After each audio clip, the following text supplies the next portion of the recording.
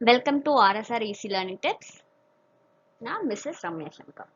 இன்னைக்கு நம்ம unit 8 approaches to லிட்ரேச்சர்ல ஃபர்ஸ்ட் டாபிக்கான மாடர்ன் டிராமால இருந்து 50 ஹிண்ட் வேர்ட்ஸ் பார்க்க போறோம்.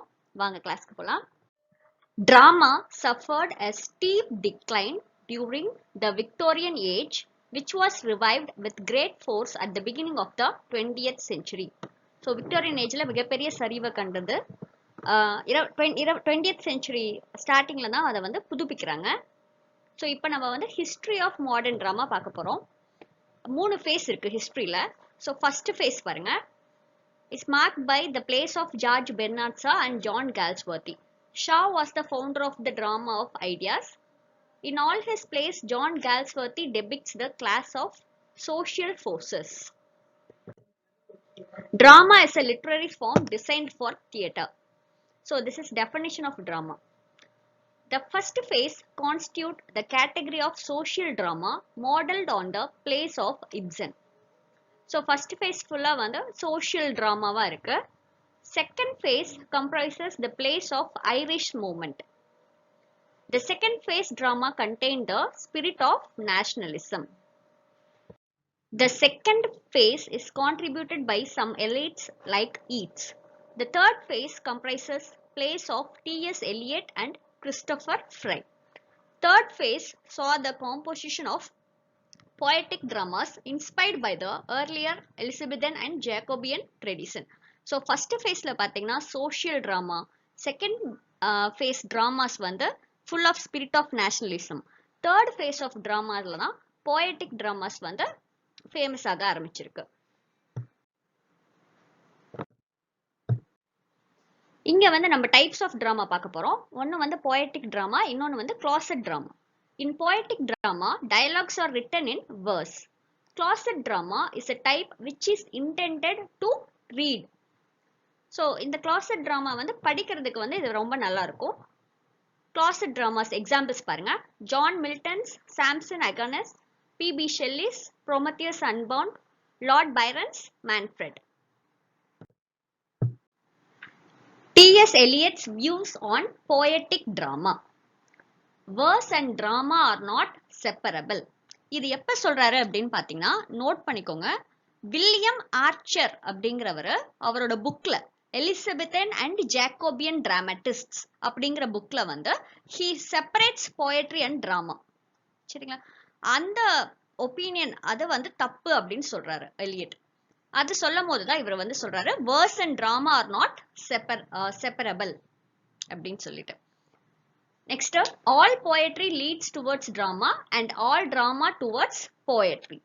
Poetry and drama are two aspects of the same creative activity. So இந்த quotes எல்லாம் சொன்னது வந்து நம்ம T.S. Eliot.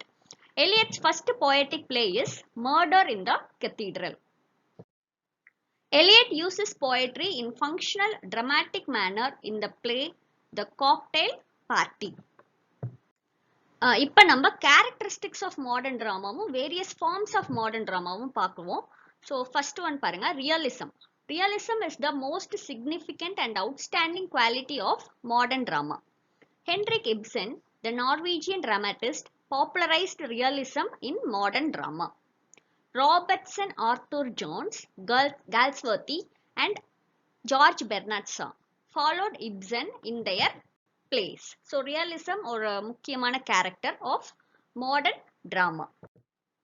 Henrik Ibsen deals with the problems of real life in a realistic manner of his plays. So realism na enna? It deals with real life problem. Henrik Ibsen is known as the father of modern drama. Important question. The modern drama has developed the problem play. So realism kondu vandadu modern drama, problem play kondu vandadu modern drama da. Problem play deals with the problem of marriage, justice, law, administration and strife between capital and labor in their dramas. Modern dramatists use the theatre as a means for bringing about reforms. சமூக சீர்திருத்தத்தை கொண்டு வர்றதுக்கு டிராமாவை ஒரு கருவியா பயன்படுத்தி இருக்காங்க. Henrik Ibsen's play A Doll's House is a good example of a problem play. Modern drama is essentially a drama of ideas rather than action. Romanticism found its way in modern drama due to Sir J.M. Barrie's effort. T.S. Eliot gave importance to poetic plays, that is verse dramas. So other poetic playwrights யாரெல்லாம் அப்படின்னு பாருங்க. T.S. Eliot, Murder in the Cathedral, Christopher Fry, A Poems Too Frequent, W.H. Auden, The Dance of Death, Christopher Isherwood, Poetry and Politics. Irish dramatists brought about the Celtic revival in the literature. So இங்கே Celtic revival அப்படின்னா என்ன அப்படின்னு பார்த்தீங்கன்னா Irish literary ரிவைவலோட இன்னொரு பேர் தான் Celtic revival. So Celtic அப்படின்னா it refers to a family of language.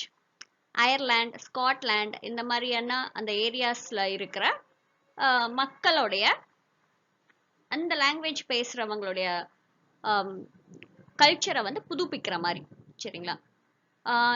It appreciates traditional Irish literature and Irish poetry. Irish National Society laid the foundation for Irish theatre. The Irish dramatic movement was founded by William Butler Yeats, W.B. Yeats, Lady Augusta Gregory and Edward Martyn. It is started by opening of Abbey Theatre in 1904. J.M. Synge, full name வந்து John Millington Synge, was heart and soul of Irish dramatic movement. So இந்த modern ட்ராமால வந்து பாத்தீங்கன்னா நிறைய forms இருக்கு. அதுல first one தான் வந்து Irish dramatic movement. இதுல வந்து ரொம்ப முக்கியமானவங்க W.B. Yeats, Lady Augusta Gregory and Edward Martin. J.M. Synge வந்து இதுல ரொம்ப இம்பார்ட்டன்டானவர். இதுல வந்து W.B. Yeats வந்து லீடரா இருந்தாலும் இந்த மூமெண்ட்டுக்கான ஹார்ட் அண்ட் சோல் யாரு அப்படின்னு பாத்தீங்கன்னா J.M. Synge தான். ஐரிஷ் dramatic மூமெண்ட்டுக்கு அப்புறம் பாத்தீங்கன்னா angry young men movement. The leading figures of angry young men movement are John Osborne and Kingsley Amis. Leslie Paul's autobiography Angry Young Men becomes the catchphrase of this movement. So இந்த மூமெண்டோட பேர் வந்து Leslie பாலோட autobiography புக்ல இருந்து எடுத்திருக்காங்க. The angry young men were a group of working and middle class British playwrights. Angry Young Men movement begins with John Osborne's Look Back in Anger. Epic theatre. So next form. Epic theatre is a theatrical movement of early 20th century developed by Bertolt Brecht.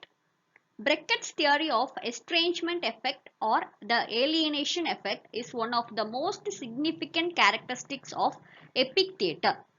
So இங்க alienation effect அப்படின்னா என்ன அப்படின்னு பார்த்தீங்கன்னா ஆடியன்ஸை வந்து he wants to distance audience from acting to reality. சரிங்களா? இது வந்து ஆக்டிங் தான் அப்படிங்கறது வந்து அவங்களுக்கு தெரியணும். இங்க வந்து அவங்களோட எமோஷன்ஸ் எதுவுமே காமிக்காம ரியாலிட்டியில இது பண்ற தவறுகளை வந்து அங்கதான் அவங்க வந்து கொஸ்டின் பண்ணும் அப்படிங்கிறதுக்கோசரம் இவர் யூஸ் பண்ண எஃபெக்ட் தான் ஏலினேஷன் எஃபெக்ட். ஸோ இதுக்கு வந்து ஏ எஃபெக்ட் அப்படின்னு பேரு. அடுத்தது வந்து டி எஃபெக்ட், அதாவது டிஸ்டன்சிங் எஃபெக்ட். நோட் பண்ணிக்கோங்க, DISTANCING, distancing effect, D effect. அடுத்தது V effect, Verfremdungs effect, VERFRUMDUNGS, VER ver from FRUM DUNG, Verfremdungs effect, V effect அப்படிங்கிற ஒரு பேர் இருக்கு. Epic theatre, a form that emphasizes the socio-political content of drama. It incorporates a mode of acting which includes gestures. Samuel Beckett popularized the theatre of absurd. So இங்க absurdனா என்ன meaning அப்படின்னா ridiculous. சரிங்களா? absurdity plays அப்படின்னு சொல்லிட்டு, so அதை யார் popularise பண்ணாங்க அப்படின்னு பார்த்தீங்கன்னா Samuel Beckett. These plays were labeled as anti-plays. So எதை நம்ம anti-plays ன்னு சொல்லுவோம் அப்படின்னா theater of absurd. அந்த தீம்ல எழுதப்பட்ட டிராமாஸை anti-plays அப்படின்னு சொல்லுவோம். Martin Esslin coined the term the theater of absurd. It conveys man's existence is illogical or meaningless.